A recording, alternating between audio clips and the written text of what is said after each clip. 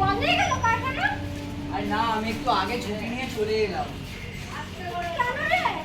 শরীর খারাপ নাকি দেখি? ওই না, গা তো ঠান্ডা। তাহলে কারখানায় করে ঝগড়া হলো নাকি? মা, প্রত্যেকটা বছর তো মুখে রক্ত তুলে থাকি, একটা বছর একটা দিন একটুখানি আগে ছুটি নিয়ে এসেছি, তাই নিয়ে তুমি কি শুরু করলে বলো তো? বাবা, আমি গরম করে বলেছি নাকি? ঠিক আছে, তুই বস বস। আমি তোর জন্য হাতটা একটু মুড়ি রেখে আসি। পরিষ্কার করে দিতে বাবা।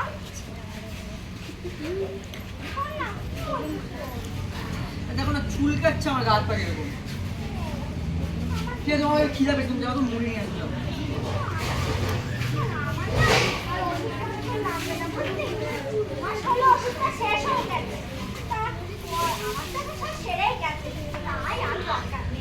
ডাক্তার দিদি কি তোমাকে ওষুধ লাগাতে বারণ করেছে? না, এ বারণ করেনি গো, কিন্তু ও আমাকে ছেড়ে গেছে, মানে একদমই এখনো সমস্যা হয়নি। মানে তুমি তোমার নিজের ডাক্তার নিজেই হয়ে গেলে, মানে ডাক্তার দিদির পরামর্শ নেওয়া তোমার একবারও মানে ভাবলে না যে ডাক্তার দিদির পরামর্শটা নেবো? দেখো, আমি তো অত শত ভেবেছি নাকি? বিষয়টা হচ্ছে যে ওই অত খাটনির পয়সা ওরমভাবে চলে যাচ্ছে আমার ওষুধের পেছনে, তাই মনে করলাম যে যখন ছেড়েই গেছি তাহলে আর লাগবে না।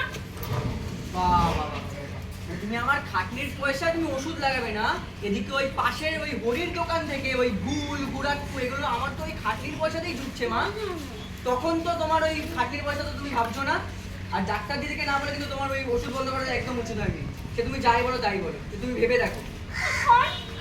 আমি গুড়াট্টু মাঝি দিনের মধ্যে 4 বার, অত পুরনো নেশে তো অত তাড়াতাড়ি ছেড়ে দেওয়া যায় না। আমাকে কেউ কোনো কথা লাগায়নি, আমি ওই দুদিন তোমাকে ওই হরির দোকান থেকে ওই দাঁড়িয়ে কিনতে দেখেছি। আর ডাক্তার দিদি তোমার পরামর্শ নেওয়া উচিত ছিল, একটু ভেবে দেখো।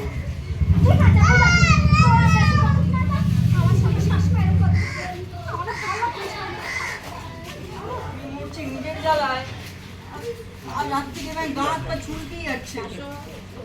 কারখানায় ফিটিংসের সময় বুঝেছিলাম কিছু একটা গন্ডগোল হচ্ছে, দুটা বাড়াবাড়ি হবে এটা তো বুঝতে পারিনি।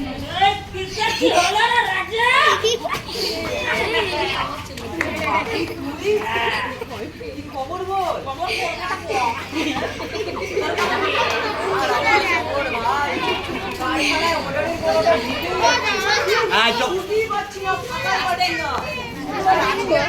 ছিল বলে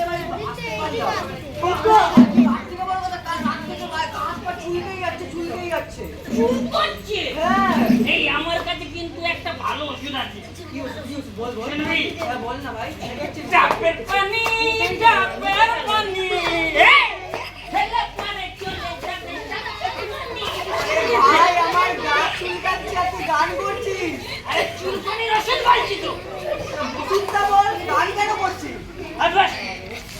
ওষুধ বলবে শোন, কোথায় চুল করছে? এরা হাতে এরা কি হয়েছে দেখ। ইসালা কি বানিয়েছিস রে? এই হাতে চুল করে কিন্তু এবি লাভ হয়। ঠিক আছে, তোর হাতে চুল করছে মানে মাল্লু আসবে। আরে মাল্লু পরে দেখবি, আগে ওদিকে দেখ, তোর পিছনে তো হ্যারিকে। আজ পুরার ব্যাগটা হ্যাঁ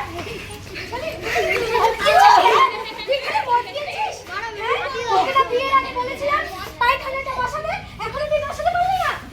বসাবো তো বসাবো বসাবো এক্ষুনি বসাবো, বসো এই পায়খানায় বসাবো বসাবো।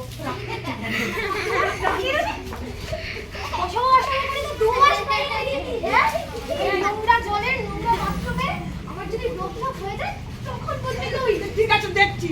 হ্যাঁ, তাই না? তোর কি সমস্যা হয়েছে? কেন রে? বিয়ের পর থেকে আমি আসার পর থেকে তো এত বছর ধরে এই খালের পাড়েই যাচ্ছি, আমার তো কোনো রাগ হয়নি, তোমার এত রাগ কিসে? শোনো, তুমি নতুন বউ, এত চোপা করো না। নতুন বউয়ের তো কথা কম বলাই উচিত। আর আজ ধর তাড়াতাড়ি ঘরে আয়। তুমি যাও, যাচ্ছি। এই শোন, তোর যদি এই বাথরুমে বাথরুম করতে সমস্যা হয় তাহলে তুই তোর বাবার বাথরুমে বাথরুম করবি।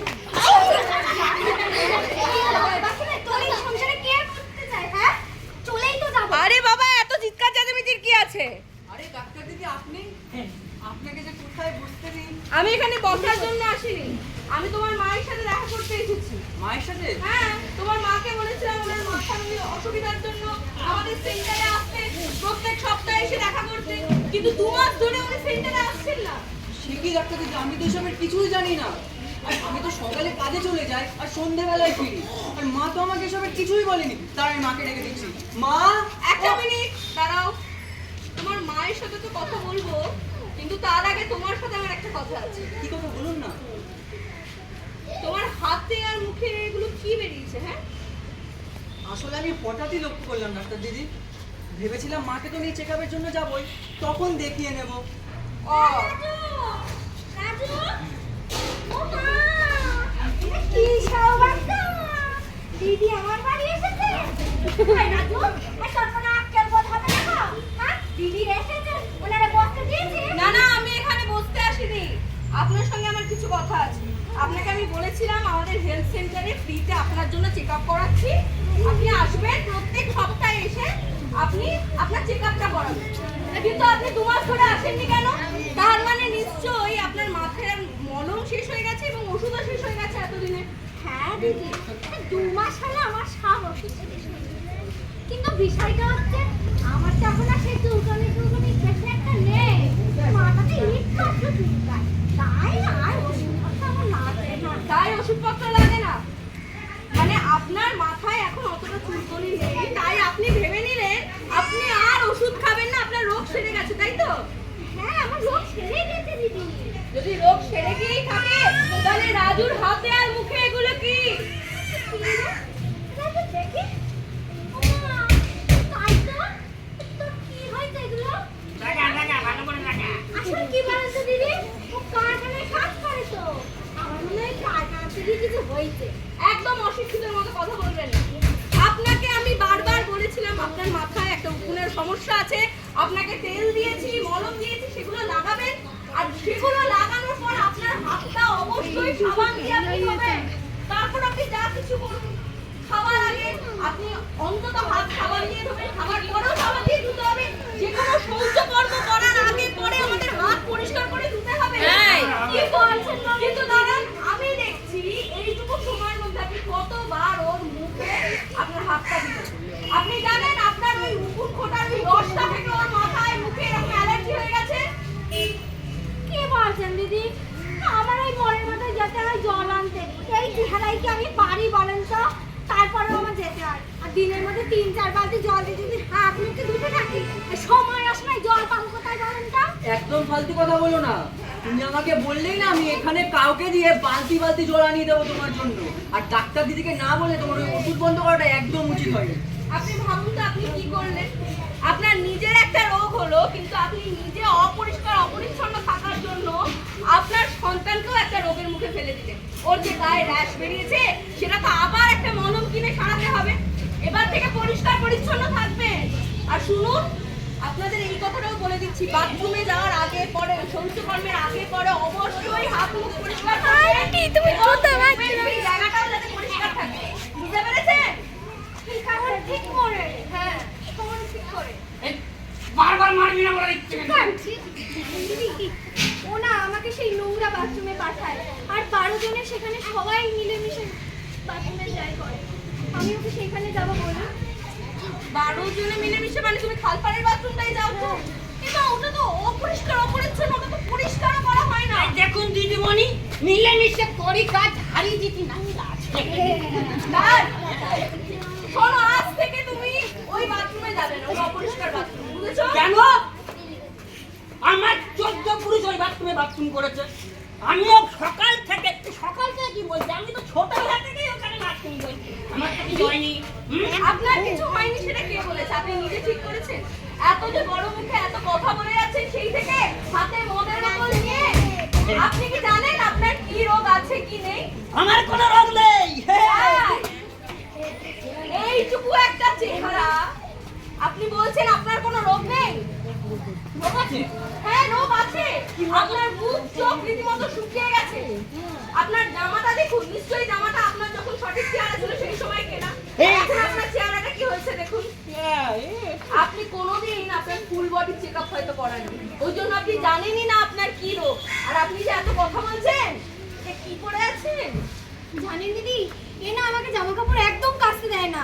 এই 1 সপ্তাহ 2 সপ্তাহ ধরে পরে দেয় আর বলে কাচতে হবে না তো। তাই দেখুন দিদি, এটা আমার শ্বশুর মশাই আমাকে ভালোবেসে গিফট করেছিল, বলেছিল তোমাকে আমি দিলাম, তুমি আমার মেয়েটাকে সাবধানে রাখো।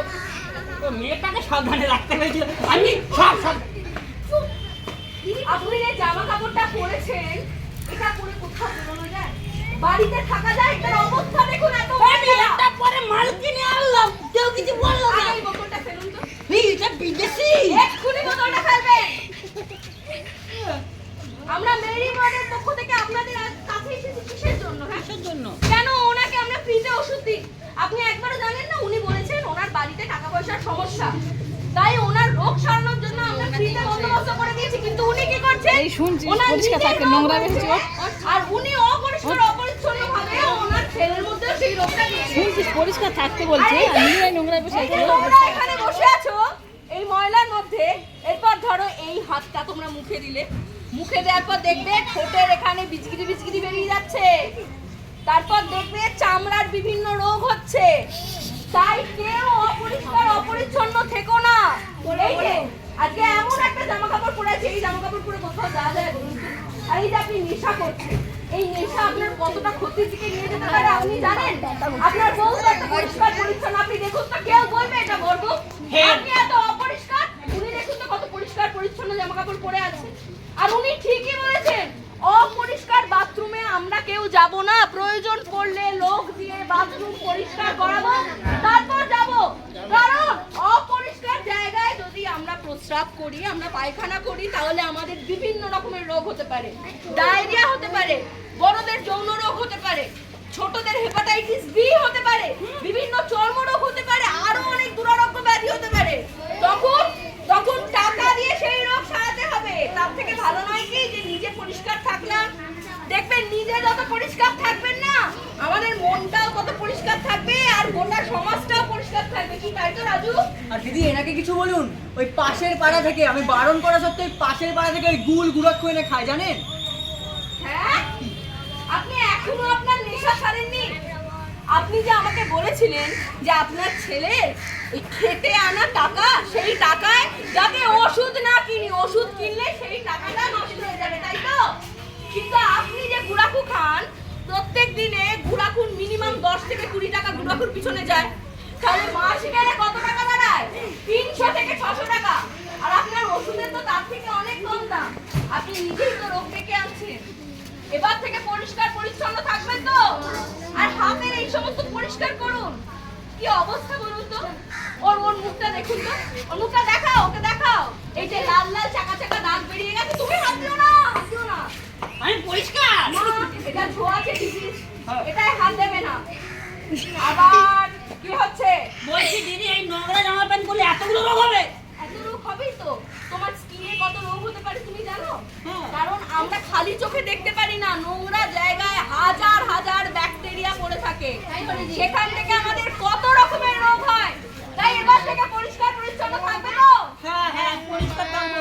এই শোন, আমি কিন্তু ছুটে যাচ্ছে। এই আমি কিন্তু আজকে এই বাথরুমটাকে ভালো করে পরিষ্কার করতে বুঝেছিস? হ্যাঁ হ্যাঁ। আর বলছি দিদি, আমারও তাহলে জামা প্যান্টটা পরিষ্কার করতে দিয়ে দেবো? হ্যাঁ, একদম। হ্যাঁ, পরিষ্কার করতে দিয়ে দিলাম।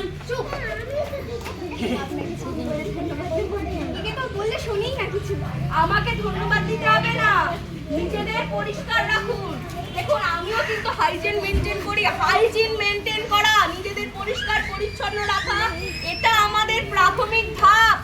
নিজেরা পরিষ্কার সুস্থ থাকলে আমাদের গোটা পরিবেশটা পরিষ্কার থাকবে, আর না হলে চারিদিকে এরকম আবর্জনা ভরেই থাকবে।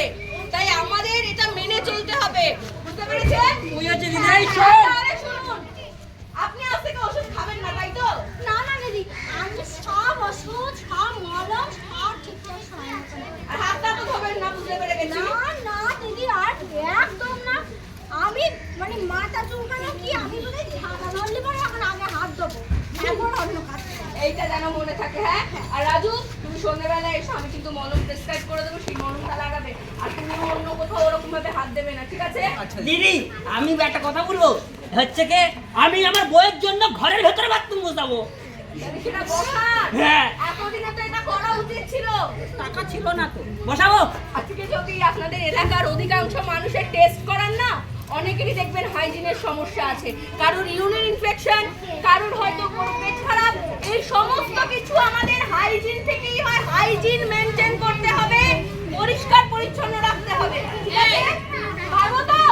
পারবো একদম। কি বাচ্চারা, এই যে মুখে হাত দিচ্ছ, এইটাই বারণ করা হচ্ছে, বুঝতে পেরেছো?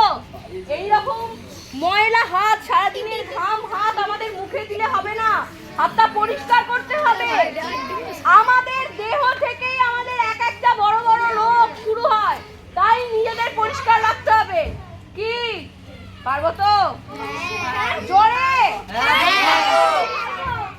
যদি হয় কোনো সংশয়, পেও না কো ভয়, মেরি ওয়ার্ডে বিনামূল্যে চিকিৎসা যে হয়। যদি হয় কোনো সংশয়, পেও না কো ভয়, মেরি ওয়ার্ডে বিনামূল্যে চিকিৎসা যে হয়। রোগ নিবারণ হবে গো তোমাদের সকলের, রোগ নিবারণ, আরে রোগ নিবারণ হবে গো তোমাদের সকলে। থাকো সচেতন, থাকো সচেতন, রোগ হবে নিবারণ। থাকো সচেতন,